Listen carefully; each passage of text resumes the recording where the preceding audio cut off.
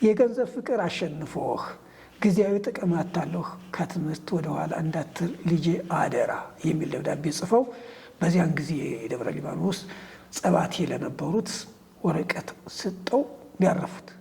የዘመን መብራቶች ናቸው ለኔ። አለቃ ተገኝ ከጎጃም፣ ህሩይ ከሸዋ ሁለቱ ብርሃን ናቸው ለኔ። ሀሳብን በነፃ ማንሸራሸርን ብሂል አሁን ያን ጊዜ የዛሬ 90 ዓመት አካባቢ የተፈጸመውን ዛሬ አንፈጽመው። ሀሳብን በነፃ ማስተናገድ፣ የተቃራኒ ሀሳብን ኤክስፕሎይት ማድረግ፣ የጃፓንን፣ የጀርመንን፣ የፈረንሳይን ህገ መንግስቶች መርምረው ለኢትዮጵያ በሚጠቅም መልኩ ይሄ በነገራችን ላይ ቀላል ስራ አይደለም። እንዳውም ለዚህ አዘዞ ተክለ ሃይማኖትና ማህበረ ስላሴ ይመስለኛል አዘዞ ተክለ ሃይማኖት በእርግጠኝነት አርበኛ ይሰጥ ነበር።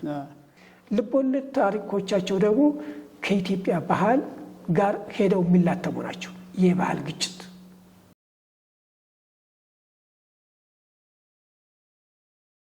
ሰላም ጤና ይስጥልኝ። የሀሰሳ መጽሐፍት ሚዲያ ተከታታዮቻችን፣ ይህ እንደምታውቁት ሚዲያችን በመጽሐፍት ላይ ትኩረት አድርጎ ሀሳብ የምናቀብልበት ሚዲያ ነው። የተለያዩ ደራሲያን ላይ እንግዲህ ቃለ መጠይቅ እናደርጋለን። መጽሐፍት ላይ ሂስ እናቀርባለን፣ ትንታኔዎችን እናቀርባለን። እንዲሁም ደግሞ የተለያዩ ዶክመንተሪዎችን የምናቀርብበት ሚዲያ ነው። ዛሬ በውይይት ደረጃ የምናቀርበው በብላቴን ጌታ ህሩይ ወልደስላሴ ህይወትና ስራዎች ላይ ትኩረት አድርገን እንነጋገራለን ማለት ነው። የዛሬ እንግዳችን የፍኖተ ሊቃውንት ቅጽ 1 መጽሐፍን ከዚህ በፊት ተወያይተንበታል። መጽሐፍ አዘጋጅ የሆኑትን የመምህር ዲያቆን አሻግሬ አመጤን ላይ ከሳቸው ጋር ነው ውይይት የምናደርገው ማለት ነው። እንግዲህ እንድትከታተሉን እንጋብዛለን። በብላቴን ጌታ ህሩይ ወልደስላሴ ጉዳይ ላይ ማለት ነው። ዲያቆን አሻግሬ አመጤ እንኳን ወደ ሀሰሳ ሚዲያ በሰላም መጡ። እናንተም እንኳን ለዚህ እድል ስለሰጣችሁ በጣም ነው የማመሰግነው። መልካም። እንግዲህ ዛሬ ብላቴን ጌታ ህሩይ ወልደስላሴ ላይ ትኩረት እናደርጋለን። በፍኖተ ሊቃውንት እንግዲህ መጽሐፍት ላይ አንዱ ያነሱትና በደንብ የተነተኑት ጉዳይ የብላቴን ጌታ ህይወትና ስራዎች ላይም ገልጸዋል እና ብላቴን ጌታ ህሩይ ወልደስላሴ እስኪ እንደው የህይወት ታሪካቸውን የልጅነት ህይወታቸውን እናንሳና የት ነው የተወለዱት? እንዴት ነው ያደጉት? በምን መንገድ ነው ትምህርትስ የተማሩት የሚለው ላይ እስኪ ትኩረት አድርገን እናንሳና ከዛ ወደ ሌሎች ጉዳዮችም እንደዚሁ እንነጋገራለን። እውነት ነው። በዚህ በእኔ በፍኖተ ሊቃውንት ላይ ካካተትኳቸው ሊቃውንት አንዱ ናቸው። በእርግጥ እኔ መጀመሪያ ሀሳብ የነበረው ወንበር ዘርግተው ያስተማሩ የሚል ነበር። ህሩይ ደግሞ ወንበር ዘርግተው አላስተማሩ። እውነት ነው። ሐዲሳት ተምረዋል፣ ቅኔ ተምረዋል፣ ዜማ ተምረዋል፣ ብሉያትንም ጀምረዋል እና በእውቀት ያንሳሉ ብዬ አይደለም፣ ግን ወንበር አልዘረጉም። ግን ደግሞ ኢትዮጵያን ያክል ሀገር በውጭ ጉዳይ ሚኒስቴርነት ስላገለገሉ እና አገራቸውን ወደኋላ መቅረቷን በጣም የቆጫቸው ስለነበር ከዚህ በላይ ለሀገር እና ለትውልድ ከማሰብ በላይ በዛ ላይ ደግሞ ለዚህ ለኛ ለዘመናዊ ኢትዮጵያ የአማርኛ ስነ ጽሁፍ መሰረትም ስለሆኑ ይህ አገልግሎታቸው ቀላል አይደለም በሚል ነው እንትን ያልኩ። ግን ከጀመርኳቸው በኋላ ብዙ አወዛጋቢ ነገሮች ይነሳሉ። እሳቸው የተወለዱት የሚባለው እኔ እንዳገኘሁት መረጃ መራቤቴ ነው። መራቤቴ ይሁን እንጂ ዘር ሐረጋቸው ከአማራ ሳይንት እንደሚመዘዝ የሚጠቅስ መረጃ አግኝቻለሁ። በአባታቸው ደግሞ በአንድ በኩል ከንጉሥ ሳህለ ሥላሴ እናት ከወይዘሮ ዘነበ ወርቅ የስጋ ዝምድና እንዳላቸው የሚጠቅሳለ። ወይዘሮ ዘነበ ወርቅ የመንዘ ሰው ናቸው። ከዚያም በሳህለ ሥላሴ ጊዜ ይህንን ሰላ ድንጋይ አካባቢን ተሾመው ነበር እና ከሳቸው የስጋ ዝምድና እንዳላቸው እና ደናቦ የሚባል መራቤቴ ያለ ቦታ ነው የተወለዱት። ለመወለዳቸው ብዙ አወዛጋቢ ጉዳዮች አሉ። ግን እንደው ለአድማጭና ለአንባቢ የሚመቸውን ማቅረብ እፈልጋለሁ። አባታቸው የአጼ ምኒልክ የመጀመሪያ ባለቤታቸው የነበሩት ማለት የመጀመሪያ ስል ከጣይቱ በፊት ባለቤታቸው ለነበሩት እና በጣም በፖለቲካው አደገኛ ለነበሩ የወይዘሮ ባፈና ርስት ጠባቂ ነበሩ አባታቸው። ያ ርስት ጠባቂ ሲሆኑ ደግሞ ደግሶ ያን ጊዜ ግብር ነው የሚባለው፣ ግብር አዘጋጅቶ ሊቃውንትን ማብላት የተለመደ ስለሆነ እሳቸውም ግብር አዘጋጅተው ሊቃውንቱን በሚጋብዙበት አንድ ወቅት በዚያን ጊዜ የደናቦ መርጌታ ካህናቱና ሌላው ሕዝብ ገብቶ እሱ ሳይመጣ ቀር እና ያን ጊዜ ባህሉ ያው መርጌታው ትልቅ ስለሆነ ክብሩ እሱ በሌለበት ማዕድ መቁረስና ማቅረብ ነውር ስለነበረ ሰው ዝም ብሎ እየተያየ ተቀመጠ። የህሩይ አባት ያን ጊዜ አቶ ወልደ ስላሴ ተጨነቁና መርጌታውን ሲመጣ በራሱ ማዕድ ይቀርብለታል፣ እናንተ እንደኛ ሰዓት አለፈ፣ ምግብ ቀርቡ እየታየ ፀሐይም ገደላችሁ ብሉ ብለው ለምነው ምግብ ይቀርብላቸዋል። ልክ ምግብ እየበሉ እያሉ መርጌታው ይደርሳል። ከዚያ በጣም መርጌታው የማይሆን ነገር ይናገራል። ወይዘሮ ባፈና ናቸው እኮ የሚያስደፍሩን፣ ስላልተማረ ትምህርት ያልተማረ ሾመው እንዲህ የሚያስደፍሩን ቀዋስን ከእሳቸውን ተናግሬ ባላሽብህ ይሏቸዋል። ይሄ ለህሩይ አባት ከፍተኛ እንትን ነበር፣ ንግግሩ በጣም ከባድ ነበር። ይሄ ምንድነው እንዲህ አድርጎ የተናገረኝ እኔም ብቻ ሳይሆን ቄሶችን የተናገራቸው ነው ባንማር ነው። ስለዚህ የእኛ እድሜ ያን ጊዜ 40 ዓመት ሆኗቸዋል። መጽሐፍ እንደሚለው 40 ዓመት ስላለፈኝ ተንግዲህ ተምሬ የትም አልደርስ፣ ግን በጣም እንትን አሉ እና ማታ እንግዳውን ከሸኙ ከኋላ ከቤታቸው ጀርባ የሚል አለ። ብዙ ነገር ነው የሚነሳው እዚያ ላይ። ብቻ አንዱን ጉዳይ ማንሳት ስለሚገባ ታክዘው ሲቀመጡ ባለቤታቸው አይዞት በጣም ብላ አረጋጋቸው የሚል አለ። ብቻ ለህሩይ ትምህርት ቤት መግባት ዋና ምክንያቱ ይሄ ጉዳይ ነው፣ አባታቸው መሰደቡ። ስለዚህ እኔ ባልማርም ልጄን አስተምራለሁ። በዚያን ጊዜ ህሩይ ተወልዶ ነበር አልተወልዶም ነበር ምናምን የሚል ጉዳይ አለ። እሱ ጉዳያችን አይደለም። ግን ለህሩይ መማር ምክንያቱ ደብተራው አቶ ወልደ ስላሴ መሳደቡ ነው። ከዚያ እኔ አልተማርኩም፣ ግን ልጄ መማር አለብኝ እና ከደናቦ እስከ ስሬ መድኃኔዓለም ሰሜን ሸዋ ከፍቼ ትንሽ ልፍ ብሏል። የእናለቃ ጥበቡ ገሜ የጉባኤ ቤት ቦታ ታዋቂ ደብር ነው፣ ታዋቂ የጉባኤ ቤት ቦታ ነው። እስከሱ ተሸክሞ በትከሻቸው እንኮኮ አድርገው ህሩይን ይዘው የመጡት በዚያ ምክንያት ነው። ይዘው መጡ። ይዘው መምጣት ብቻ ሳይሆን ጉባኤ ቤት ያን ጊዜ ጥበቡ ገሜም ገና ከህሩይ ጋር በእድሜያቻ ስለሆኑ ገና አልነበሩም። ሌላ መምህር የነበሩት ለሳቸው ወስደው ሰጡ። በ2 ወሩ ውዳሴ ማርያም ዜማ ወጡ። በጣም ተደሰቱ አባት እና ተደስተው ቶሎ እንዲያቆም ሳይሆን በትምህርቱ እንዲገፋ ነው ፍላጎታቸው። ይሄ ትልቅ ነገር የሚሆነው አቶ ወልደ ስላሴ ህሩይን ይዘው አድርሰው አይደለም የተመለሱት። ልጄ ትምህርቱ ምን እንዳይደረስ አብሬው እየኖር ካየዋለሁ ብለው አብረውት ነው መኖር የጀመሩት ትዳራቸውን ትተው እና ትዳራቸውን ጥለው ሲሆን ከዚያ በፊት ለወይዘሮ ባፈና ተወካይነታቸውን መልሰው እንግዲህ ለባለቤታቸው ላያሳውቁ ይችላሉ። 2 ሴት እህቶች ነበሯቸው። እነሱን ለሚስታቸው ጥለው ነው የመጡት።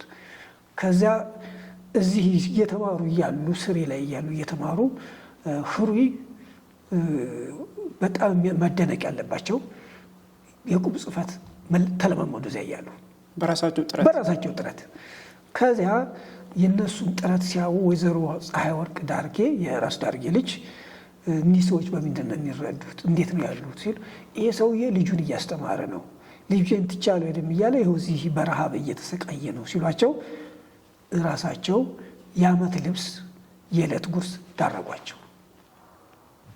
ከዛ አባትና ልጅ እንትን እያሉ ሲኖሩ ህሩይ ስሬ መድኃኔዓለም በመጡበት ጊዜ አንድ ደብተራ በሸዋ ምድር በጣም ለመጀመሪያ ጊዜ ማለት ይቻላል እኔ እንዳገኘሁት መረጃ ከዚያ በፊትም ሊሆን ይችላል የቤተልሔምን ድጓ፣ ምክንያቱም በሸዋ የሚታወቀው ድጓ ተጉለቴ ነው እና የቤተልሔምን ድጓ ተምሮ አንድ ሰው መጣ፣ ስሬ መድኃኔዓለም ማለት ነው። ከዚያ እሱ ህሩይን ለዚያ እንዲማር አደረጉት። ከዚያ ልበ በሽተኛ ስለነበሩ አቶ ወልደ ስላሴ ደብረ ሊባኖስ እየተመላለሱ ጸበል ይጠመቁ ነበር። እዚሁ እንደመጡ አረፉ። በ2 ዓመቱ ህሩይ እየተማረ እና ሲሞቱ ደብዳቤ ጽፈው ነው የገንዘብ ፍቅር አሸንፎህ ጊዜያዊ ጥቅም አታለህ ከትምህርት ወደኋላ እንዳትል ልጄ አደራ የሚል ደብዳቤ ጽፈው በዚያን ጊዜ የደብረ ሊባኖስ ጸባቴ ለነበሩት ወረቀት ስጠው ያረፉት። የቀብሩም አልነበሩም፣ ሂሩ ያልሰሙም። በኋላ አባታቸው ማረፋቸውን ሄዶ እንዲወጣልህ መቃብር ቦታ ሄደህ ደርሰህና ተብለው ሄዱ። አልቅሰው ሲመለሱ ጸባቴው አደራ አለብኝ ብለው ያችን ወረቀት ሰጧቸው። ገንዘብ እንዳትወድም የሚል ገንዘብ ወደህ ትምህርትን እንዳታቋርጥ፣ ጊዜያዊ ጥቅም እንዳይሸነግልህ፣ የገንዘብ ፍቅር እንዳያሸንፍህ። በጣም አደገኛ ነገር ነው። ከዚያ ይህንን እንትን ብለው ነው። ከዚያ በኋላ በትምህርታቸው ቀጠሉ።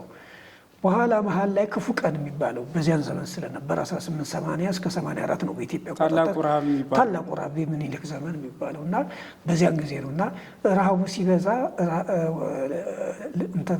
ፀሐይ ሩቅ ዳርጌ እርዳታውን አቆመች። ምክንያቱም ለአሽከሮቻቸው የሚሰጥ ስላነሰ ማለት ነው። ከዚያ ያ ሲቆም ህሩይም አባታቸው አርፏል። ከዚያ ምንድን ያደረጉት የቁም ጽሕፈት እየጻፉ አንዳንድ ቁና እህል እየተቀበሉ ማመልከቻ ይጽፉ ነበር። ለምሳሌ የክስ የምናምን እየጻፉ እንዳያሉ ሲኖሩ መጨረሻ ላይ እዚያው ስሬ መድኃኔዓለም አካባቢ አንድ ሰው ይሄንን ስራቸውን አይቶ በሰሞነኛ እንዲቀድስ ትንሽ መሬት ሰጣቸው። ይሄ የሚያሳየው አንድ ነገር አለ። ሰው በራሱ ተራ የሚያስቀድሰው የሆነ ከዘሩ የወረሰው የሆነ ነገር ይኖራል። እንዲህ አይነት ነገር ሲኖር፣ ምክንያቱም እንዲህ አይነት አቀጣጠር ቶፋ ይባላል። ህሩ የተቀጠሩበት በጊዜያዊ ጥቅም ለሌላ ሰው ማገልገል ማለት ነው። እና በእርግጥ ቶፋ የሚባለው ለቄስ ወይም ለመርጌታ ተቀጥሮ ማገልገል ነው። የእሱ ያኛው ግን ጨዋ ነው፣ ግን ደግሞ በተራው ያስቀድስ ነበር እና የእሱን ተራ ዲያቆን ሆነው እያቀደሱለት የእሱን ተራ እንዲያገለግሉለት ቀጠራቸው ማለት ነው። ከዚያ መሬት እየተጠበቁ በቁም ጽሕፈት በሚያገኙት እንትን እየተረዱ ሲኖሩ ከዚያ በኋላ ህይወታቸውን የሚቀይር ነገር ተፈጠረ ማለት ነው። ምንድን የሆነው የራስ መኮንን ባለሟል የነበረ አቶ ቀኛዝማች ነው ደጃዝማች መቅረጭ ይለዋል የሚባል ሰው ይህን ታሪክ ሲሰማ እኔ ልውሰደው ብሎ እዚህ አዳ በርጋ የሚባል ምዕራብ ሸዋ ይመስለኛል ቦታው ቤታቦ አካባቢ ይመስለኛል። ታሪኩን በእርግጥ ባላጠራውም እኔ አንባቢዎችን እና አዳማጮችን ይቅርታ ነው የምጠይቀው። እዚያ አካባቢ ወሰዳቸው እና እዚያ ሲኖሩ አድዋ ጦርነት ተከሰተ። አድዋ ጦርነት ሲከሰት ምንድን ያደረገው አቶ መቅረጭ ለሚስቱ አደራ ብሎ ነው ሄደው፣ ይሄ ልጅ አደራ በእኔ ተራ ቤተክርስቲያኑን እያገለገለ እኛ ቤት ይኖር ብሎ ነው ሄደው።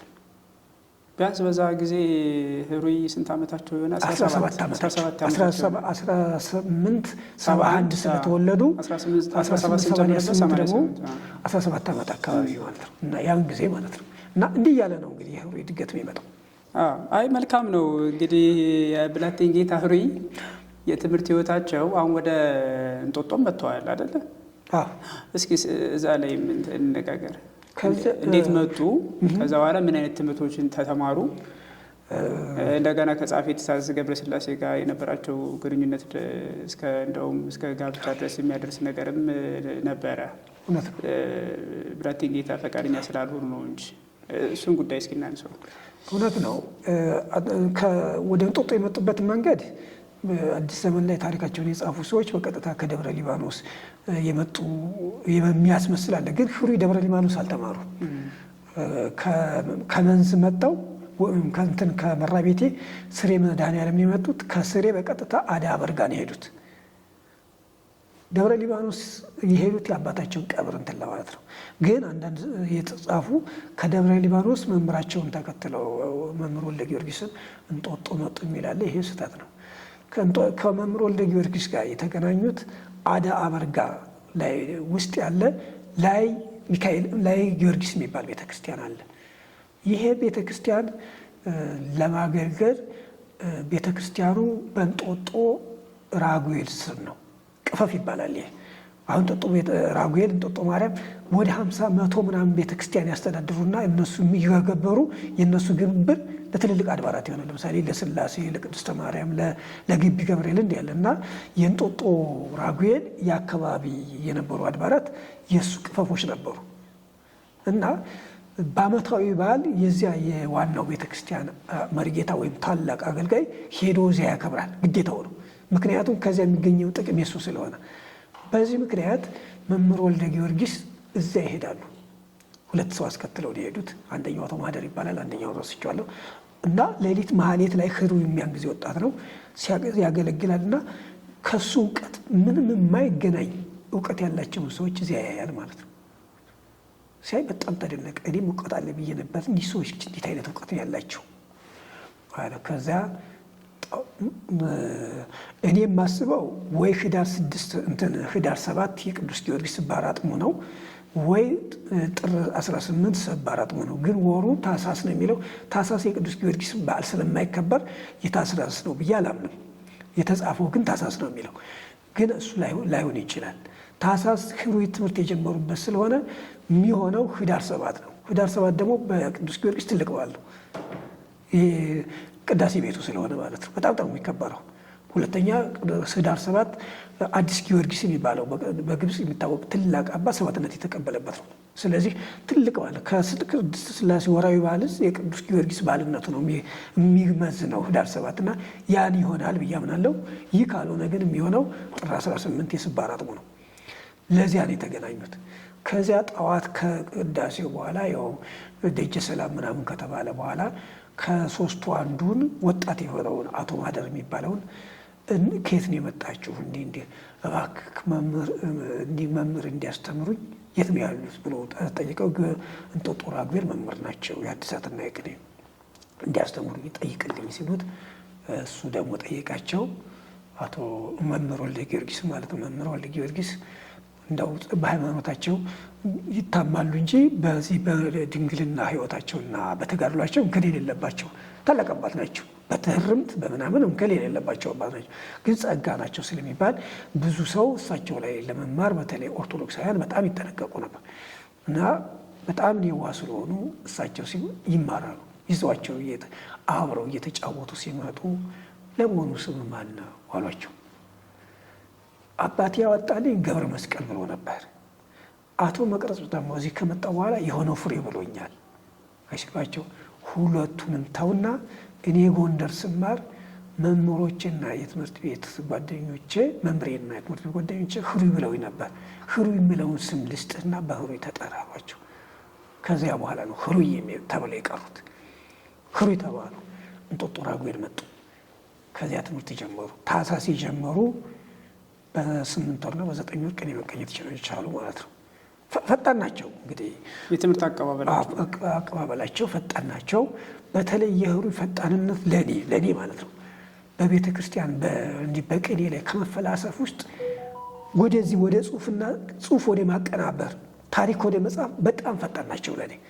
እሳቸውና ብላታ መርስዔያዘን ወልደ ቂርቆስ የሚመሳጠሩብኝ በዚህ ነው። በእርግጥ በእውቀት መርስዔያዘን ይበልጣሉ፣ ምንም ጥርጥር የለኝም። ግን ከዚያኛው ከቤተ ክህነት እውቀት ታሪክ መጻፍ ላይ ማቀናበር ላይ ለነገው ትውልድ ማሰብ ላይ የበለጠ እውቀት አላቸው። ሁለቱም እንዲያ ናቸው እና እንዲህ አይነት ነገር ስለነበራቸው መምህር ወልደ ጊዮርጊስ ላይ ሆነው በዚያ ሲያገለግሉ አንድ ቀን የእንጦጦ ራጉኤል ዓመታዊ በዓል ምናልባት ሊሆን የሚችለው መስከረም 1 ነው። መስከረም 1 ስለሆነ የሚከበር ማለት ነው። ያን ጊዜ ሲያዩ የቤተ ክርስቲያኑ የበላይ ጠባቂ ጸሐፌ ትእዛዝ ገብረ ሥላሴ ስለነበሩ አዩአቸው። ያን ጊዜ ቅኔ ሲቀኙ ቅኔ ማህሌት ምናምን ሲሉ አዩአቸውና ከዚያ ጠዋት ከኔ ጋር እንድትወርድ አሏቸው። ቤታቸው ታች ስለነበር ማለት ያን ጊዜ ምኒልክ ታች ናቸው። ከዚያ ጠዋት ሲሄዱ ጃኖ ሸልመው በቤተ ክርስቲያኗ ተቀጣሪ እንዲሆን ቀጥረው ከእንግዲህ ከኔ ጋር ታገለግላለህ፣ በቤተ ክርስቲያኑ የሚወጣውን ስዕለት የሚገባውን ስዕለት እየተቆጣጠርክ ትመዘግባለህ አሉና እንትን አላቸው ማለት ነው። ከዚያ በዚህ እያሉ ማነው ደጃዝማች መታፈሪያን መሰለኝ ልጅ ዘመዶቸው ፈልገው ሴት ልጃቸውን እንዲድሩላቸው ጠይቀው ነበር የሚል አለ። ይሄ ሊሆንም ላይሆንም ይችላል። እንዲህ አይነት ነገር ብዙ ነገር ስላገኘው ነው ሊሆንም ላይሆንም ይችላል የሚለው። ለምንድን ነው ህሩይ ቤተ ክህነቱ የቤተ መንግስቱን እንትን የሚጠየፉት መስሎ ነው በቤተሰባቸው የሚተረከው። ለእኔ ግን አልመሰለኝም። እውነት ነው። ምክንያቱም ጸሐፌ ትእዛዝ ገብረ ሥላሴ ወልደ አረጋዊ በቤተ መንግስት ማስቀጥለዋቸዋል ህሩይን። በኋላም ከፈረንሳዮች የእንስሳት ሐኪም እውቀቱን ቀስሞ የሚያስቀርሰው እንዲቀጠር በሚኒሊክ አሳሳቢነት እንዲቀጠሩ ያደረጉ እሳቸው ናቸውና እና ትልቅ ውለታ ውለዋላቸዋል። ግን ካላቅሜ ብለው ቀርተዋል ይላሉ። ይህ እውነት ላይሆን ይችላል። እሱ የራሳቸው ጉዳይ ነው። ቤተሰብ ግን እንዲያ ነው የሚያምነው። በመጽሐፍ ላይ ያካተዋል። እውነት ነው። የግዴታ ነዋ። እኔ እኮ የራሴ ግለሰብ አመለካከቴን እዛ ላይ አላንጸባረቅም። መረጃ የመራኝን ነው የማጠናክረው እና ይሄ ግለሰብ እና የቤተ መንግስቱን የሚጠየፉት መስሎ ነው የሚታየው። ግን ህሩይ እንዲህ አይደሉም። እውነት ነው። ምኒልክንም ምን የሚል አለ መጽሐፍን የሚያነብሰው በደንብ የሚያውቀው ስለሆነ የአንድ ቤተ ክርስቲያን ተራ መርጌታ ሆነው ማገልገል ነበር የሚፈልጉ ብሎ ልጃቸው ፈቃደ ሥላሴ ህሩይ ለማ ወልደ ማርያም የሚባል በሊቆ ላይ መመረቂያ ለጻፈ ሰው ስም ተነግረዋል። የህሩይ ጠባይ ግን እንዲህ አይደለም። ለሚመለከተው ሰው ህሩይ ዘመናዊ ሰው ናቸው። እውነት ነው። አካላቸው ነው እንጂ ቤተ ክህነት ውስጥ ያለው አስተሳሰባቸው ምዕራባዊ ነው። ይሄንን ስል ግን ምዕራባውያንን እንደው የምዕራባውያንን እምነት የምዕራባውያን ምን አይነት ይከተላሉ እያልኩ አይደለም። ያ ብዙ ምርምር የሚጠይቅ ነው። ግን ለምዕራባዊ አስተሳሰብ ለቴክኖሎጂው ለምናምን ቅርብ ናቸው። ሞክረው መረዳት ነው የሚፈልጉት ከመሸሽ ይልቅስ እና እንዲህ አይነት ጠባይ ስለሌላቸው መሪጌታ ሆነው ማገልገል ይፈልጉ ነበር ለሚለው ለእኔ አያሳምነኝም። መጀመሪያ አካባቢ ምናልባት እንደዛ አስበው ሊሆን ይችላል። አሁን ለውጡ የመጣው በተለይ ይሄ ነገሮችን የአውሮፓውን የማወቅ እንትኑ የመጣው ወደ ነገስታቶቹ ሲቀርቡ ወደዚህ አገልግሎቱ እየመጡ ሲመጡ አስተሳሰባቸው ሊቀየር ይችላል። ግን ጸሐፌ ትእዛዝ የጋብቻ ጉዳይ እንግዲህ በጣም ቆይተዋል ካገቡ እና ጥያቄ ሲቀርብላቸው የመለሱት መልስ አለ። በዛን ጊዜ በነበረው አስተሳሰባቸው ሊሆን ይችላል። አሁን በኋላ የነበራቸው ለውጥማ ምንም እንትን የለውም። ግን በዛን ጊዜ በዛች ቅጽበት በዛ ጊዜ ያን ብለው በኋላ ያገቡት ነገር አለ። ሌላ ሰው ያገቡት ማለት የደጃዝማች ማንን ልጅ ያገቡት ሐመረሸቴ እንደዛስ ማለት አንችልም። እንደው መገመት መገመት ይቻላል። ለመገመት እኔም እኮ ሀሳብ የሚሰጠው እንጂ ሀሳቤ እኔ ሀሳብ ትክክል ነው ያልኩ አይደለም። የእኔ እንደውም መረጃዎችን እንትን ብዬ የሚደርስበትን ማጠቃለያ ነው። ይህ ስህተት ሊሆን ይችላል። ግን ህሩይ እንዲያ የተባሉት አስቀድሞ ነው። በብዙ ጊዜ የነገስታት ሰዎችም ያን ጊዜ ለጋብቻ ሲለምኑ የማያገኙት ድሃ ስለሆኑ ብቻ አይደለም። ድሃ መርጌቶች ስንት ለምሳሌ አባ ጊዮርጊስ ከዳዊት እውነት ነው አባቱ ለነገስታት እዚያ ጋር አብራትን ትዞር በነበረች ደብተራ ወሪ እንትን ምንድን ነበር የሚብሏት ካህናተ ደብተራ በእሷ የሚያገለግል ሊቅ ነበር አባቱ። ግን እና አጼ ዳዊት ሴት ልጁን ሊድርለት ሞክሯል። ኢትዮጵያውያን ትልቅ ሰው እንኳን ቢሆን በአንድ ጋር ታዋቂ ከሆንክ አይጸየፉም። እና ለምሳሌ ነገስታት ሆነው ለትልልቅ መርጌቶች ልጆቻቸውን ለመዳር እንዳውም እንደ ትልቅ ክብር ነበር የሚያዩት። እና ህሩይን ግን ብዙ ጊዜ የሚይሏቸው ነበር። እንዳውም አቶ ሸቴ ነው እንትን ደብረ ሊባኖስ አካባቢ ሰው ናቸው። አማታቸው ሲሰጧቸው እንኳን ልጆቻቸውን ለምን የሚል ሰው ነበር። ምንድን ነው ምክንያቱ? አንደኛው ህሩይ ያን ጊዜ አንደኛ ከዚህ እንትን ያደረጉ ስለነበር ከምዕራባውያንም ጋር ይቀራረቡ ስለነበረ በእምነት ብዙ ጊዜ እንትን አይሏቸው የመጠራጠር ነገር ያለ ይመስላል። አንደኛው እሱ ነው ብዬ የምጠረጥረው። ከዚያ ውጭ ሌላ ያለ ነገር አላየሁም። ግን የህሩይ ንቁነት ገና አስቀድሞ የተፈጥሮ ንቁ ናቸው። ዝም ብሎ አሁን አንዳንድ መርጌታ አለ ወይ አንዳንድ በቤተ ክህነት የተማረ ይዞት ቆይቶ በኋላ ልክ አይኑ የመብራት ያክል ልክ እንዲህ አይነት ዓለም ብሎ ተደንግጦ የነበረው እርግፍ የሚያደርግ ሰው አይደሉም። ህሩይ ከመጀመሪያም ንቁ ናቸው። ለምዕራባዊ እውቀትም ቅርብ ናቸው። መምህራቸው ደግሞ ለዚህ አስተዋጽኦ አድርገዋል ብዬ አምናለሁ። መምህራቸው መምህር ወልደ ጊዮርጊስም ምንም እንኳን የኢትዮጵያ ቤተክርስቲያን እምነት ተከታይ ቢሆኑም ለየት የሚያደርጋቸው አበባ ይተክሉ ነበር። እንደ ምዕራባውያን አበባ ይንከባከባሉ ምናምን ኦልሞስት ናቹራሊስት ነበሩ ማለት ይቻላል መምህራቸው ማለት ነው። እና ከሰው ማስተማር ወንበራቸውን ሲያጥፉ አበቦች መካከል እንደዚህ ከእጽዋት መካከል ነው የምታያቸው የነበሩ መምህራቸው። አሁን ቅጽ ሁለት ላይ ስላተካተትኳቸው እሳቸውንም ማለት ነው። እና የእሳቸው ተጽዕኖ እሳቸውን ጋድሯል። እና ብዙም የውጭ ሰው መጥቶ ይጠይቃቸው ነበር መምህራቸው ነው። እና እንዲህ አይነት ነገር ይሄ ደግሞ ከመምህራቸውም የመጣ ነው። መምህራቸው ስል የመምህር ወልደ ጊዮርጊስ መምህር ከላይ መምህር ወልደአብ ነው። ቀጥሎ ደግሞ መምህር ወልደ ሚካኤል ነው የጎንደር ግምጃ ቤት ማርያም። ሁለቱም ጸጎች ናቸው። ግን ደግሞ ካቶሊካውያንና ፕሮቴስታንት ከአውሮፓ ሲመጡ በቀጥታ የሚያገኙት እነሱን ነበር። እንደውም ምዕራባውያን ጎንደር ሲሄዱ ኦርቶዶክሳውያን ብዙ ፈልገዋል ማግኘት አይፈልጉም። ወይ ጸጎችን ወይ ቅባቶችን ነበር የሚያገኙት። እና ከነሱ መምህራን አንዱ የህሩይ መምህር ናቸው። እና ይሄ ለምዕራባውያን ቅርብ ሳያደርጋቸው አይቀርም ብዬ ገምታለሁ። ሊሆን ይችላል፣ የኔ ግምት ነው።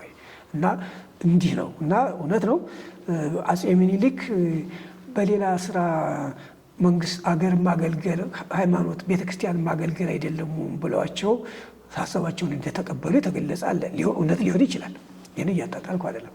ግን እንዳው ህሩይ ንቁ ስለሆኑ እንዲህ አይነት ያኛው የመጀመሪያው ጥርጣሬም አለ ለማለት ነው። መልካም። አይ ጥሩ ነው። እንዳው እስኪ የጋብቻቸውን ሁኔታ ደግሞ እስኪ እንመልከት። እንዴት አገቡ? በጣም ቆይተው ነው ያገቡት የሚል ማስተያየት አሉ። ልጆቻቸውን ሁኔታ ከዛም ደግሞ ከነገስታቶቹ ጋር እንዴት ተዋወቁ? ትውውቃቸው በምን መንገድ ነበረ የመጣው? እውነት ነው። ህሩይ ቆይተዋል ማለት አይቻልም። ለአብነት መጽሐፍ ለተማረ ቅኔ ለቆጠረ 25 በ24 ዓመታቸው ነው ያገቡት። ቆየ ማለት አይቻልም። ብዙ አይደለም። ምክንያቱም እስከ 20 ዓመት ቅኔ ተማረ። ከዚያ 4 ዓመት 5 ዓመት መጽሐፍ ምናምን ዜማ ሲማር ጸዋትወ ዜማ ቢያንስ 4 ዓመት ይፈጃል። ቅኔ 5-6 ዓመት ይፈጃል። መጽሐፍ 4 ዓመት የግድ ነው። ያው ለፈጣን ሰው እና ይህ መጽሐፍ ለተማረው 24 ዓመት ብዙ የሚባል አይደለም። እስከ 40 ድረስ እስከ 50 ድረስ ስለሚሄዱ እና በ71 ተወልደው እስከ 1895 ነው እንግዲህ ከሐመረ እሸቴ ጋር የተግባቡት። ግን ህሩይ ትዳራቸውን አክባሪ ናቸው። በጣም ዘመናዊ ናቸው። ያው በቤተሰብ ሚስታቸውን ልጆቻቸውን ትሪት ሲያደርጉት እንደ ኢትዮጵያውያን አይደለም። ሞት ዲሞክራት ናቸው። በዘመናዊ አነጋገር ስንነጋገር ልጆቻቸውም ሲያቀርቡ ከሚስታቸውን ጋር ሲዋሩ ምናምን እንትን ናቸው።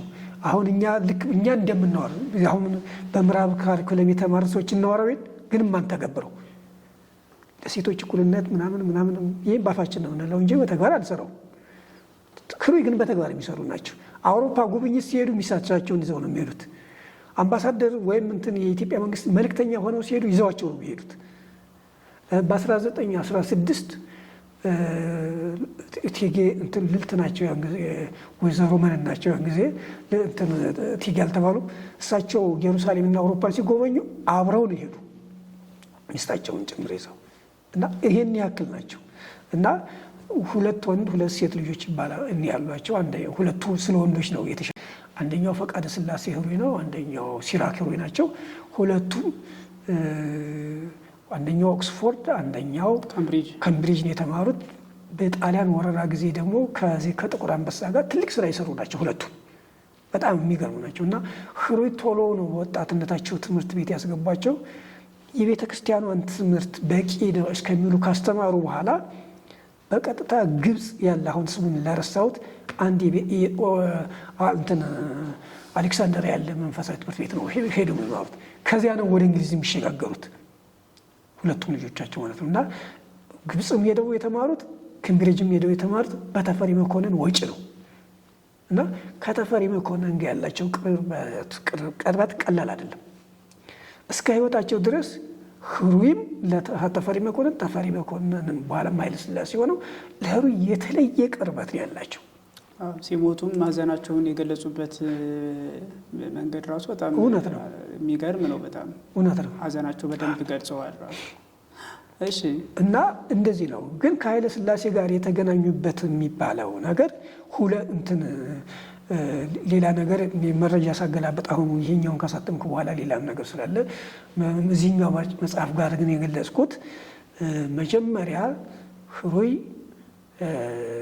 በ1902 አካባቢ 1903 ጥቅምት አካባቢ ለአንድ ስሙን ለዘነጋሁት ሰው ሊቀ ጳጳሱን አቡነ ማቴዎስን የሚሰድብ ጽሑፍ የሚነቅፍ ጽሑፍ ጽፈው ለአቡነ ማቴዎስ ማለት ሰጠዋት። ደብዳቤው ሲመረመር ጽሑፉ የህሩይ መሆኑ ተረጋገጠ። በዚህ ምክንያት ታሰሩ። ከዚህ በፊት ግን ህሩይ ከምንድን ነበር የነበራቸው? የእንግሊዝ ብሪቲሽ ፎሪን ቸርች ሶሳይቲ ለሚባለው የመጽሐፍ ቅዱስን ከግዕዝ ወደ አማርኛ በቀላሉ በተለይ በሸዋ አማርኛ እንዲተረጉሙ ተዋውለው ነበር። ለዚህ ለውላቸው መነሻ የሚሆነው አለቃ ታዬ ከበርሊን ሲመጡ ሁለት ኃላፊነት ነበር መጡ። አንደኛ ሚኒሊክ ታዬን ለአውሮፓ ሲሰጡ የግዕዝ መምህር አድርገው ነው ሰጠዋቸው የነበር። ግን ሃይማኖታቸውን አስቀድሞ ሙክሉም ቀይረው ስለነበረ እዚያም ለነሱ የተወሰነ ስራ ሲሰሩ ነበርና ጀርመኖች ምንድን ያደረጓቸው? አንደኛ መጽሐፍ ቅዱስን በቀላል አማርኛ እንዲተረጉሙላቸው በተለይ አዲስ ኪዳንን ሰጠዋቸው ነበር። ይሄንን ልክ ሊጀምሩ ሲሉ ይሄንን ደግሞ የሚሰሩት ኤርትራ ሆነው ነው። ኤርትራ ያን ጊዜ ራሷን የቻለች ሀገር ነበረች እና ሚኒሊክ አይሆንም አሉ። ታዬን የሚያክል ሰው ለኢትዮጵያ መንግስት ነው የሚሰራው፣ እንዳውም የኢትዮጵያን ታሪክ ትጽፍልኛለህ አሉና ያንን አስተተው የኢትዮጵያን ታሪክ እንዲጽፉ አሉት። አጭር የኢትዮጵያ ታሪክ የሚለው ህሩይ እንትና አለቃ ታዬ የጻፉት በዚያን ጊዜ ነው። ያንን እየጻፉ ያኛው ስለተቆረጠ ይሄ የእንግሊዝ የመጽሐፍ ቅዱስ ማህበር የሚባለው ዓላማው ተስተጓጎለ ማለት ነው። እንዲህ ሆኖ ሲኖር በ1890 ላምቤ የሚባል ስዊድናዊ ኢትዮጵያ ውስጥ ይመጣል። የመጣው የእንስሳት ሐኪም ሆኖ ነው። ይሄ ሽፋን ነው፣ ግን ሚሽናሪ ነበር። ዋና ዓላማው ምንድነው? በሕክምና አማካይቶ ሕክምና የሚሄደውን ሰው ፕሮቴስታንት ማድረግ ነበር ዓላማው። ስለዚህ እዚያ በድንገት ህሩይ እግራቸውን ታመው በሄዱበት በሚያውቋት በመጠነኛ እንግሊዝኛ ተግባቡና እንግሊዝኛ አስተምርሃለሁ አሉ። በዚያ ተግባብተው ሲቆዩ ለምን እንግሊዝ የምትመራው እንግሊዝ ትምራው እንጂ እንትኑን የሚያስፈጽሙት ስዊድናውያን ነበሩት። ዋናው ግን የምታስፈጽመው ጀርመንም ፈረንሳይም ትበል ምናምን ዋናውን ገንዘቡን የምታወጣው እንግሊዝ ናት። የሚያስፈጽሙት ግን እነሱ ናቸው። ስለዚህ በእነሱ ለምን አላስቀጥርም? አለቃ ታዬ አቋርጦት የነበረው ሲሏቸው እሱ ሀሳቡ ጥሩ ነው፣ ግን አለቃ ታዬን አስቀይሞ ሀሳባቸውን ዳር እንዳያደርሱ ያደረገ ሰው ስላለ ከእሱ ጋር መቀያየም አልፈልግም ብለው ህሩይ እምቢ አሉ። አንተም ስራህን ነው የምትሰራው፣ ምን አገባህ አሏቸው። እሺ አሉ፣ ተስማሙ። ከዚያ ተስማምተው በዚያን ጊዜ የኢትዮጵያ መንግስት በልጅ ኢያሱ ጊዜ የውጭ ጉዳይ ሚኒስቴር የነበሩት ማንባቸው ስማቸውን ረስቸዋለሁ። እሳቸው ፓስፖርት ሰጠዋቸው፣ ቀጥታ ሄዱ። እዚያ እንደሄዱ ቤተ መንግስት ላይ ህሩይ የኢትዮጵያ መንግስት ያን ጊዜ ህሩይ የፖስታ ሚኒስቴር ውስጥ ይሰሩ ነበር። ይሄን ትቶ ለእንግሊዝ ተቀጠረ ሲባል ቤተ መንግስት ተበጠበጠ። ለዚህ ዋናው ምክንያቱ ምንድነው? የኢትዮጵያ መንግስት ሚስጥር ለእንግሊዞች አሳልፈው ይሰጣሉ ነው። ከዚያ ይሄንን ስዊድናውያን ሲደርሱበት ለእንግሊዞች ያሳውቁ። የእንግሊዝ የመጽሐፍ ቅዱስ ማህበር ደግሞ ኦፊሻል የእንግሊዝ መንግስት የኢትዮጵያ መንግስት እንዲጠይቅ አደረጉ። አሁን ተራ አገልግሎት ሊመስለዋል። ሚሽነሪዎች ምን ዓላማ ይዘው እንደሚሰሩ ማሰብ ያስፈልጋል። ከዚያ በቀጥታ የእንግሊዝ የውጭ ጉዳይ ሚኒስቴር ራስ ተሰማ ናደውን ጠየቀ። ራስ ተሰማ ናደው ያን ጊዜ የልጅ ኢያሱ ሞግዚት ስለነበሩ ጠይቀው መልስ ሳይሰጥ ራስ ተሰማ ግን መጋቢት ላይ አረፉ። ነገሩ ተንጠልጥሎ ቀረ ማለት ነው። ከዚያ ልክ እንደዚህ እንዳለ ህሩይ ከኤርትራ ወደ ኢትዮጵያ ካልተመለስክ ፓስፖርትም አይሰራም፣ ኢትዮጵያዊ ዜግነትም አይሰራም ሲሏቸው መጡ። ልክ እንደመጡ ነው የታሰሩት። የታሰሩበት ምክንያትም አሬን ጉስታቭ አቡነ ማቴዎስ ለእንግሊዞች ስለተቀጠሩ በዛ የተናደው ነው ያሳሰባቸው ይላል እንጂ ይሄ መረጃውን ደብቆ ነው። መረጃው አለው። አሬን ጉስታፍ ፕሮቴስታንት ስለሆነ ባላማ ነው እንደሚለው።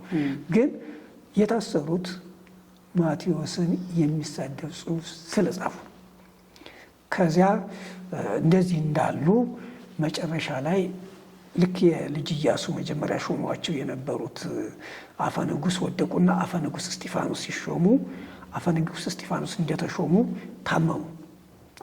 ሲታመሙ ላምቤ ላይ ሄዶ መታከም ነበረባቸው። ከዚያ ሄደው ሲታከሙ ህሩይን እኮ እንዲህ እንዲያስራችሁት ምናምን ብሎ እሳቸውም ያው ለታከሙበት ሰውየውን ለማስደሰት ሲሉ ህሩይ ተፈቶ ከወህኒ ቤት ወጥቶ በሆነ ሰው ውስጥ በቁም እንዲቆይ ተደረገ። እንዲህ ሆኖ እንዳለ በ1903 ሰኔ ወር ላይ የእንግሊዝ መንግስት ንጉሥ የነበረው ንጉሥ ጆርጅ በእኛ ዮሐንስ ሰኔ 3 ይነግስ ነበር። ለዚያ የኢትዮጵያ መንግስት መልእክተኛ ያስፈልግ ስለነበረ ያን ጊዜ ደጃች ካሳ ኃይሉ ራስ አልነበሩም። ያን ጊዜ ራስ ካሳ የኋላው ማለት ነው። በሳቸው ልዑክ መሪነት የሚሄድ ሰው ያስፈልግ ስለነበረ ጸሐፊና ቀልጣፋ ሰው ይፈልግ ስለነበር ይህንን የሚያሟላ ሆኖ የተገኘው እስር ቤት ያለው ህሩይ ነው። ስለዚህ ከእስር ቤት ወጥቶ እንግሊዞች ሀገር እንዴት ተደረገ? በጣም የሚገርም ነው። እስኪ እንደው ወደ ስልጣን ደግሞ እንዴት እንደመጡ የተወሰነ ይሆነው አካሄዳቸው በዚህ ነው። ከአፄ ኃይለሥላሴ ጋር ሰፊ አገልግሎትም የነበራቸው በአፄ ኃይለሥላሴ ጊዜ ነው። እንዴት ወደ እንትን መጡ? ወደ አፄ ኃይለሥላሴ ማለት ነው። እንዴት ተገናኙ? ከአፄ ኃይለሥላሴ ጋር የተገናኙበት መንገድና የስልጣን ደግሞ ከአንዱ እያደረጉ እስከ ውጭ ጉዳይ ሚኒስትር ድረስ ደረጃ እንትን ብለዋል። እውነት ነው። በደንብ በሰፊ አገልግለዋል ማለት ነው። ከዛም ውጭ ሀገር ሂደዋል። ጣሊያን ኢትዮጵያን በወረረችበት ጊዜ እውነት ነው። ምን ይሰሩ ነበር ውጭ ሀገር ላይ ከአፄ ኃይለሥላሴ ጋር እንግሊዝ ሀገር? እነዚህ ነገሮች እናንሳቸው። ህሩይ በጣም ፈጣንነታቸው የሚያሳውቀው አንድ የውጭ ሀገር ጸሐፊን ጠቅሶ ዶክተር አምሳሉ አክሊሉ የጠቀሱት አንድ ጉዳይ አለ። ህሩይ በነጋድራስ ኃይለ ጊዮርጊስ አቅራቢነት አዲስ አበባ መዘጋጃ ቤት ይሰሩ እንደነበር ቢጠቅሱም በልጅ ኢያሱ ጊዜ ከዚያ ቆዩና ዳይሬክተርነቱን ያዙ። የመዘጋጃ ቤቱን እንተና ያው የልጅ ኢያሱ ሹም ስለነበረ ነጋድራስ ኃይለ ጊዮርጊስ ለቀቀ። እንዲህ ያሉ ቆይና በ1914 ነው 15 አካባቢ ውጭ ጉዳይ ሚኒስቴር ዳይሬክተር ሆኑ። ተመልከት። ከመዘጋጃ ቤት በእርግጥ ፖስታ ሚኒስቴር ላይ ወይም የፖስታ ቤት ላይ የተቀጠሩት በሚኒሊክ ውጭ መዘጋጃ ቤት የተቀጠሩት በልጅ ኢያሱ። ይኸው መዘጋጃ ቤት ላይ በተፈሪ ቀጠልና በ1914 ግን የውጭ ጉዳይ ሚኒስቴር ተቀጠሩ እያሉ ቆዩና በ1923 አካባቢ ነው ምናምን ዳይሬክተሩ የመጀመሪያ ተራ ጉዳይ አስፈጻሚ ነበር። ከዚያ ዳይሬክተሩ ነው። ዳይሬክተር እንደሆኑ ነው ጃፓን የሄዱት። መልካም ነው። እንደው 23 ላይ ያው የመጀመሪያው ህገ መንግስት እንትን ተብሏል ተዘጋጅቷል እና የብላቴን ጌታ ህሩይ እንደው አስተዋጽኦ አለ የለውም? አሁን ብዙ ጊዜ ምንድን ነው የእንትን ላይ የተክለሐዋርያት አውቶባዮግራፊ ላይ የነበሩትን ሰዎች ይዘረዝራሉ። እሳቸው ፊታውራሪ ተክለሐዋርያት ማለት ነው። እነ ራስ ካሳን፣ ብላቴን ጌታ ህሩይን እንደዚህ እንደውም እነሱ ናቸው ህገ መንግስቱን የፈለኩትን እኔ ያዘጋጀሁት አንዳንድ ነገር ተቆርጦ እንዲቀር አይነት እንደማስታውሰው አውቶባዮግራፊ ሆነና እነሱ እንደው ትንሽ እንትን የለውም አስተዋጽኦ የለውም። ዋናው ያን ጊዜ ሁለት ጎራን የነበረው በእርግጥ የህገ መንግስት አርቃቂውን እና አዘጋጁን በበላይነት ይመሩት የነበሩ ራስ ካሳ ናቸው። ራስ ካሳ በጣም ዘውዴ ረጭታም እንደገለጹት ሁለቱን ተቃራኒ ኃይል በጣም ለሀገራቸው ሁለቱም የተሻለ ነገር እንዲያመጡ በጣም ዲሞክራት በሆነ መንገድ ይመሩት የነበሩ ራስ ካሳ ናቸው።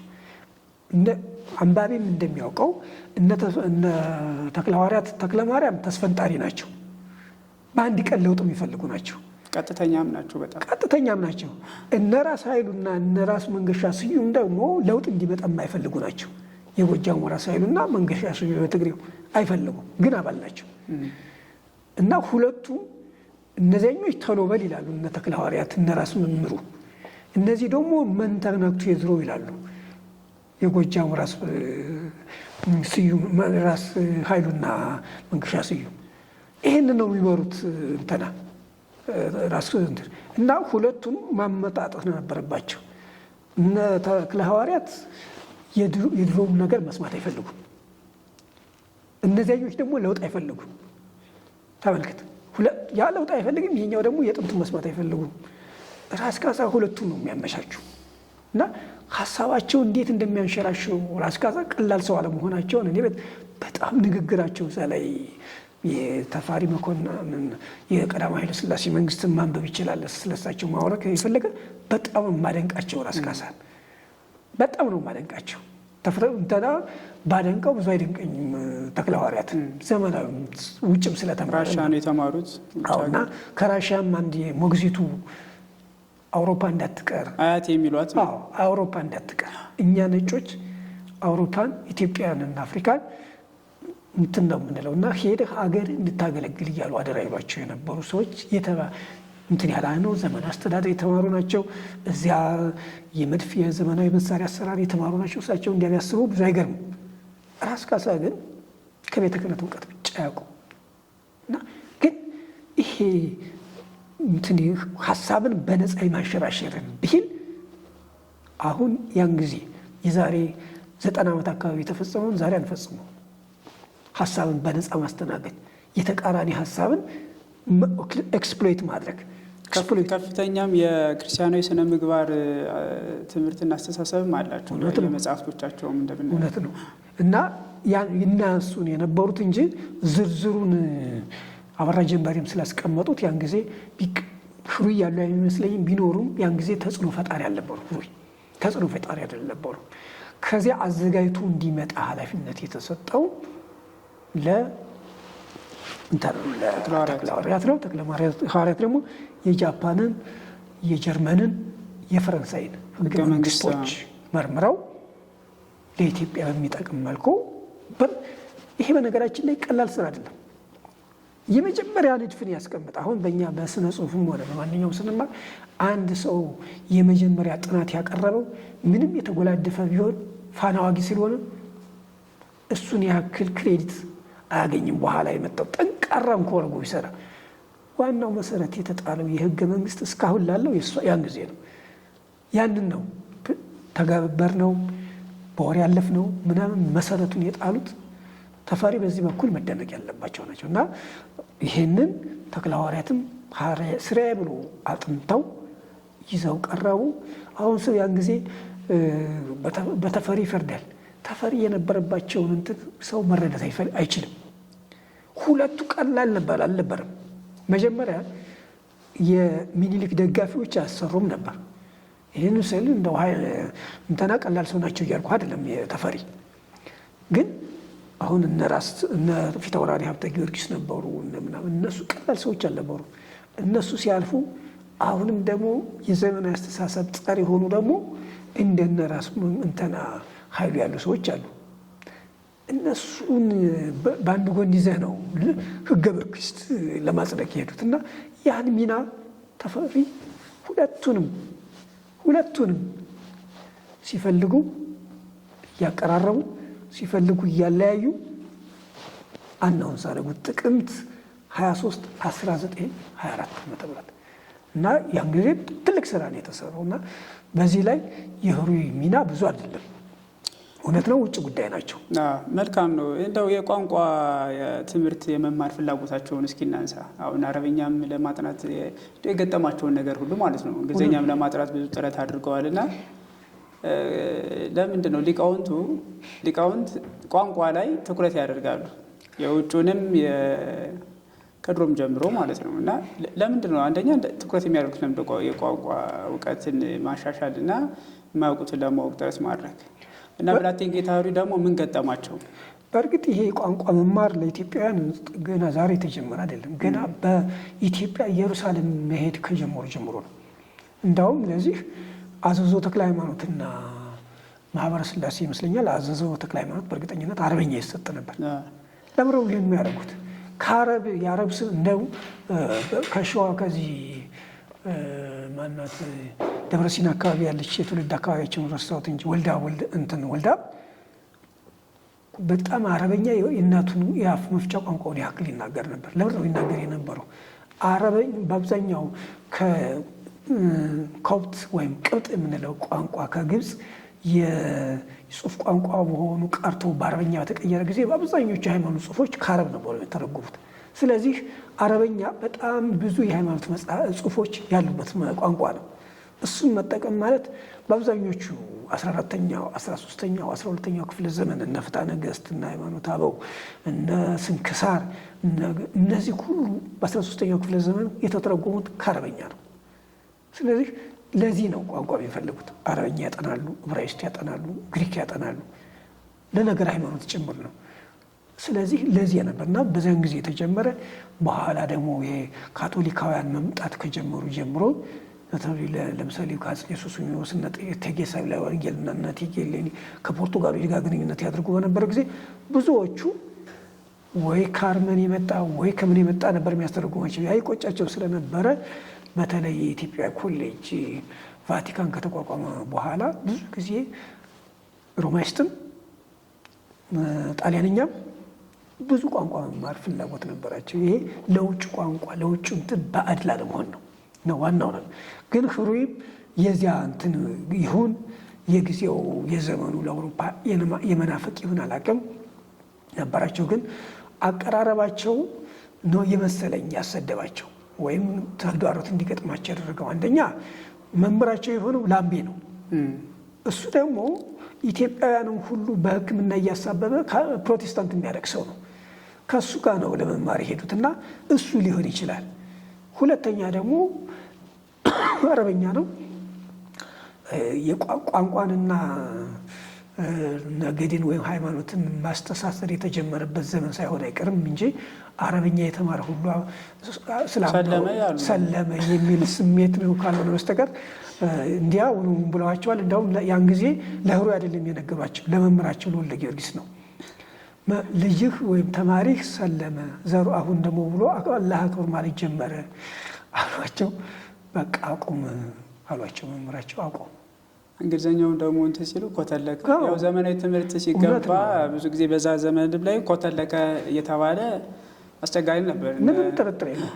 ንግሥት ዘውዲቱ ራሱ አዋጅ እስከሚያውጁ ድረስ ያደረሰ ነው። የእኛ ቤተክርስቲያን ትልቁ እንደው ቤተክርስቲያኑ እንኳን ባትሆን በዛን ጊዜም ሆነ አሁን ድረስ ያሉ የአባቶቻችን እዚህ በመዋቅሩ ላይ ያሉ አባቶቻችን ድክመት ሰውን ከነበረበት ወደ ሌላ ሲሄድ እሱን ሐዋርያው አድርጎ ከመላክ በስተቀር በሱ ላይ በር የመዝጋት ነገር አለ። አሁን አውሮፓ ሲሄዱ ኢትዮጵያውያን አስታጥቆ መላክ ነው ይገባ የነበረው።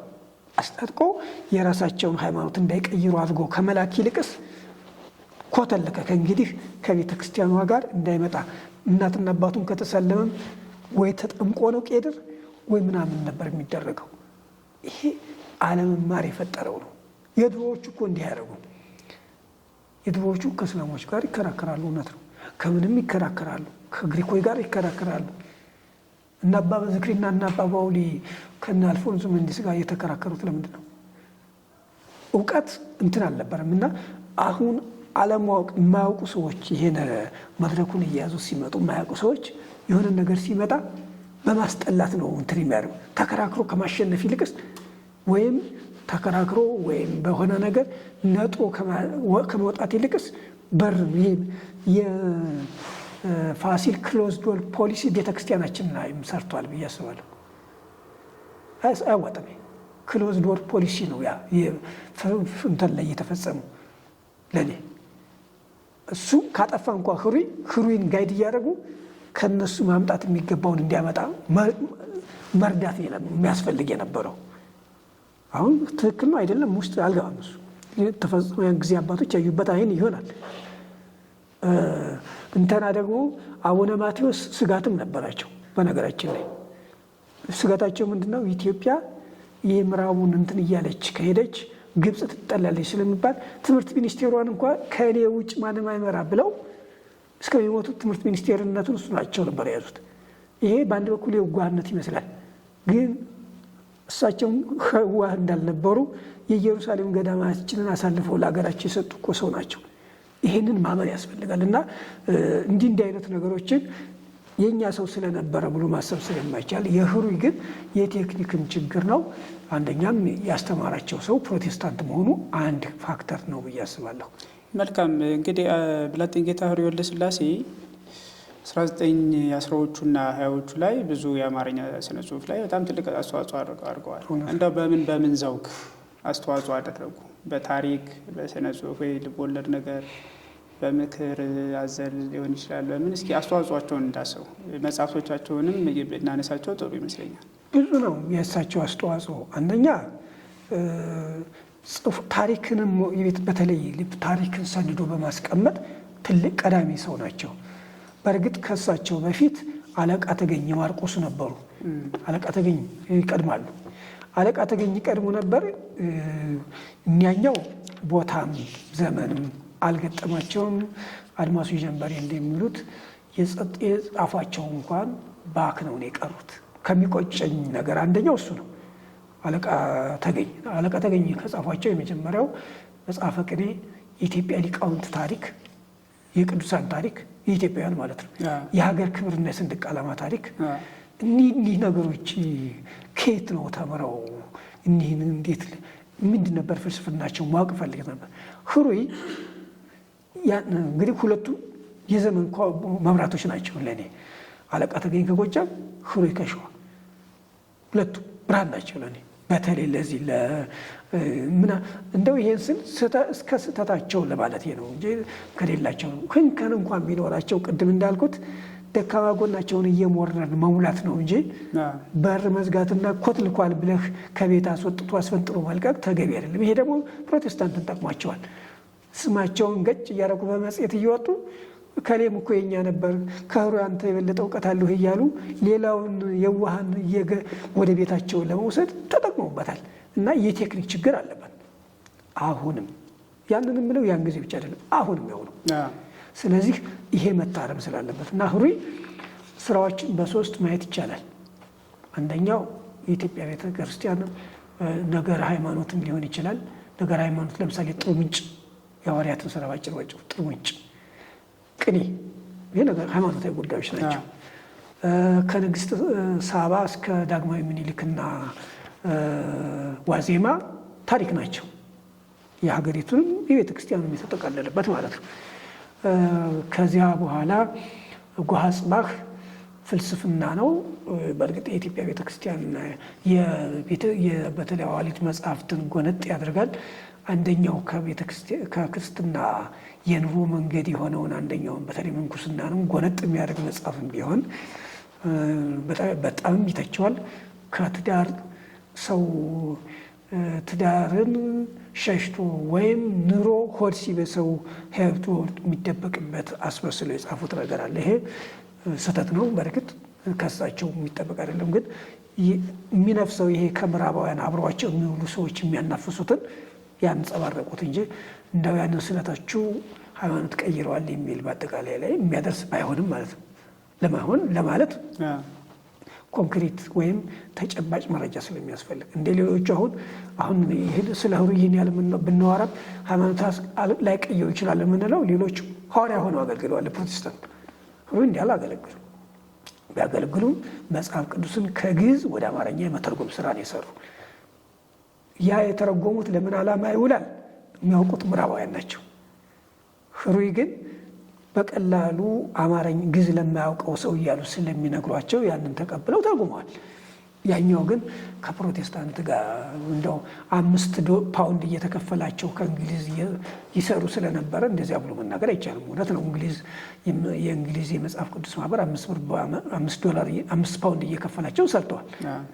ግን የሚሰሩት ከግዕዝ ወደ አማርኛ ለመተርጎም ነው። እና ይሄ ነው። እና ሌላው ሶስተኛው ታሪክ ነው።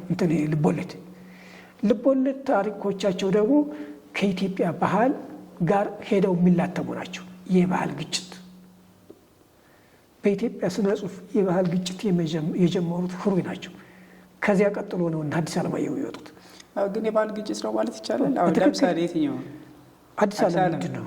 አዲስ ዓለም የባህል ግጭት ነው ማለት ይቻላል። አዲስ ዓለም መጽሐፉ የሚለውን አይደለም ወይ? ምን የተለየ ነገር አመጡ? አዲስ ዓለም እኮ የባህል ግጭት ሲልህ ገጸ ባህሪው እኮ ነው የሚጋጨው። የገጸ ባህሪው ለብር ነው የሚጋጨው። ለምሳሌ ባህል እንኳን አንለውም፣ ስርዓተ ቤተክርስቲያን ላይ ነው የሚጋጨው። ስርዓተ ቤተክርስቲያን የኢትዮጵያ ቤተክርስቲያን 2000 ዘመን ይዛው የኖረችውን ነው። እንዲህ አይነቱን ነገር ዝም ብለህ አንድ ቀን ሄደህ እንትን ስትለው ግጭት ነው። አይ ግን